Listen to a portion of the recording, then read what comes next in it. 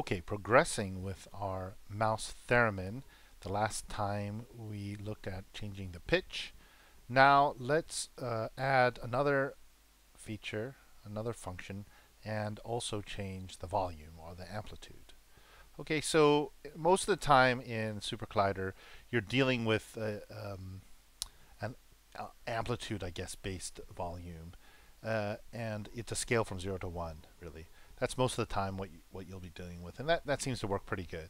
So 1 being anything above 1 tends to clip, but you can also add above 1 if it tends to be really like a really quiet signal or something. That's just that's just sort of the maximum that will come out. It's multiplied. So most of the time we do a multiplication of 1. So really it is exactly that. It's just multiplying a number between 0 and 1, sometimes more, to your signal.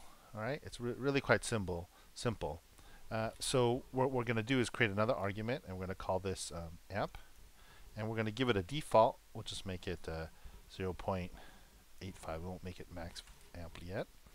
And then very simply multiply that, our signal, our oscillator, our sine oscillator here. We're going to multiply that by the amp. Okay, and you notice that I put it as an argument, the amp. So that means that we can change that argument on the fly, just like we can change pitch. Okay, so I'm going to go ahead. I think I'm booted already. I'm going to go ahead and send my synth-def, and I'm going to make a sine wave. Oops, what happened? Maybe I'm not booted. Oh no, I am booted.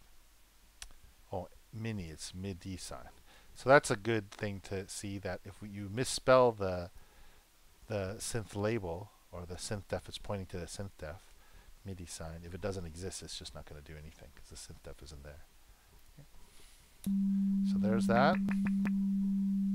And then we can change our pitch. We can also set our amplitude now. We can do amp and change it. Remember, just be careful of the numbers, 0 and 1, otherwise it gets very, very loud. So let's make it really quiet, 0.1. Okay, or I can make it, 0.9 louder than it was. Okay, well that was a short one. That's how you add an amplitude modulation to our mouse theremin.